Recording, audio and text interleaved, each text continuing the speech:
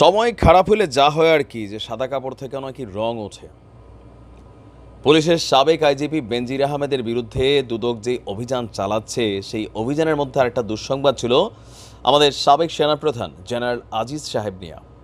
মার্কিন যুক্তরাষ্ট্রের একটা নিষেধাজ্ঞা যেটা আসলো যে জেনারেল আজিজ এবং তার পরিবারের সদস্যদের উপর মার্কিন যুক্তরাষ্ট্রে প্রবেশে যে ভিসা নিষেধাজ্ঞা দেওয়া হয়েছে, এরপরই আলোচনায় উঠে এসেছে দুর্নীতির সাথে সম্পৃক্ততা নিয়ে অভিযোগ। বেনজির সাহেব যখন একদিকে তার দেশে বিদেশে থাকা সম্পদকে নিয়ে আসেন টেনশানে, দুদক 4 দেশে চিঠি পাঠাইছে যে বাংলাদেশের বাহিরে তিনি কী পরিমাণ সম্পদ পাচার করেছেন, মানে অভিযোগগুলো আমলে নিয়ে তারা ইনভেস্টিগেশন করছে। আর দুদকের অফিসে সম্ভবত আগামী 2-3 দিনের মধ্যে বেনজির সাহেব তার আইনজীবী নিয়ে যাবেন। আর গণমাধ্যমগুলো কেমন যেন, আমি খুবই আশ্চর্য হচ্ছি যে মাওলানা মামুনুলও কিছুতে সবাই যেমন একদম সরব হয়ে গেছিলো মিনিটে মিনিটে, আর সাম্প্রতিক সময়ে বেনজির সাহেব এবং জেনারেল আজিজ সাহেবকে নিয়ে এরকমই কিন্তু একটা ভূমিকা দেখা যাচ্ছে। গণমাধ্যম কি ক্লিয়ারেন্স দিচ্ছে?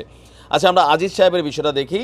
আজিজ সাহেবের জন্য দুঃসংবাদ হচ্ছে, সেই ইস্যুতে দুর্নীতি দমন কমিশনে, মানে আমেরিকা যেই ইস্যু নিয়ে ওনাকে স্যাংশন দিছে, সেই ইস্যুতে দুর্নীতি দমন কমিশনে চিঠি দিয়েছেন সুপ্রিম কোর্টের আইনজীবী অ্যাডভোকেট সালাহ উদ্দিন রিগান। গতকালকে তিনি দুর্নীতির অনুসন্ধান চেয়ে দুদকে এই আবেদন করেছেন। তিনি বলছেন, আজিজের বিরুদ্ধে যে অভিযোগ উঠেছে তা আইন অনুযায়ী অনুসন্ধানের উদ্যোগ নিতেই এই আবেদন করা হয়েছে। তবে দুদক যদি কোনো ব্যবস্থা না নেয় তাহলে জনস্বার্থে হাইকোর্টে এই রিটটি দায়ের করবেন বলেও তিনি জানিয়েছেন। অপরদিকে আমরা যদি দেখি, গত 20 মে রাতে ইউনাইটেড স্টেট ডিপার্টমেন্টস অব স্টেটের ওয়েবসাইটে প্রকাশিত এক বিবৃতিতে দুর্নীতিতে সম্পৃক্ততার অভিযোগে সাবেক সেনাপ্রধান জেনারেল আজিজ আহমেদ এবং তার পরিবারের সদস্যদের উপর মার্কিন যুক্তরাষ্ট্রে প্রবেশে নিষেধাজ্ঞার তথ্য প্রকাশ করা হয়। বলা হয়েছে যে জেনারেল আজিজ আহমেদের কর্মকাণ্ড বাংলাদেশের গণতান্ত্রিক প্রতিষ্ঠান, সরকারি প্রতিষ্ঠানের প্রতি জনগণের বিশ্বাসকে ক্ষুণ্ণ করেছে।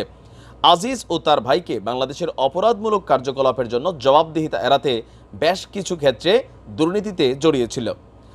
আর সামরিক চুক্তির বিষয়ে আজিজ তার ভাইদের সাথে ঘনিষ্ঠভাবে কাজ করেছিলেন এবং তার ব্যক্তিগত স্বার্থে সরকারি নিয়োগের বিনিময়ে ঘুষ গ্রহণ করেন। আজিজ আহমেদের বিরুদ্ধে এই ব্যবস্থার মধ্য দিয়ে বাংলাদেশে গণতন্ত্রের প্রতিষ্ঠা এবং আইনের শাসন শক্তিশালী করতে যুক্তরাষ্ট্রের অঙ্গীকার আপনার পুনরায় নিশ্চিত করা হলো। এর পরপরই বিষয়গুলো নিয়ে নৈরাচরা বসছেন আমাদের দুদক বা আইনজীবী যারা আছেন। অপরদিকে সালমান এফ রহমান, আমাদের আওয়ামী লীগের সাধারণ সম্পাদক ওবায়দুল কাদের, তারাও কিন্তু খুব বলছেন যে আজিজ বেনজিরের ইস্যুটাতে সবচেয়ে বেশি সরব আওয়ামী লীগ সরকারই। গণমাধ্যমকে স্বাধীনতা দেওয়া হয়েছে, যার কারণে প্রতিদিন তারা তাদের দুর্নীতি নিয়ে খবর প্রকাশ করেন। ইভেন সরকার কোনোভাবেই এই বেনজির আহমেদ এবং সাবেক সেনাপ্রধানকে কোনো ধরনের বাঁচানোর চেষ্টা, আইনি শেল্টার বা সরকারের যে প্রভাব বলয় চাইলে অনেক কিছু করা যায়, সেইটা করবে না। দুদককে দুর্নীতি অনুসন্ধানের জন্য সম্পূর্ণ স্বাধীনতা দেওয়া হয়েছে, এমনকি দুদক তাদের পাওয়ার খাটাচ্ছে, সেটাই কিন্তু দাবি করছে সালমান এফ রহমান এবং আমাদের ওবায়দুল কাদের সাহেব। তো সকল কিছু মিলাইয়া এখন যেটা বোঝা যাচ্ছে যে আমাদের আজিজ সাহেবেরও বিরুদ্ধে দুদক যদি ইনভেস্টিগেশনের নামে হয়তো আমরা অনেক কিছু আবার এখানে দেখতে পাবো। তো সময়টা কোথাও না কোথাও অনেকটা খারাপ যাচ্ছে। তো আসলে বসুন্ধরা গ্রুপের একটা প্রতিবেদন এখন কই থেকে কই গেছে, মাঝখানে আবার আমেরিকা থেকে আসছে স্যাংশনের খবর আজিজ সাহেবের বিরুদ্ধে, তার পরিবারের বিরুদ্ধে। তো সকল কিছু মিলাইয়া আমাদের বাংলাদেশের সর্বোচ্চ 2টা সামরিক বাহিনীর, আবার বেসামরিক বাহিনী হোক বা কী বলে যে সামরিকই, তো কিছুটা তো আসলে ডিস্টারবেন্স তারা ফিল করছে। দেখা যাক তারাও তাদের আইনজীবী নিয়োগ দিবে, পরিস্থিতি কোন দিকে যায়। ভালো থাকুন, আসসালামু আলাইকুম।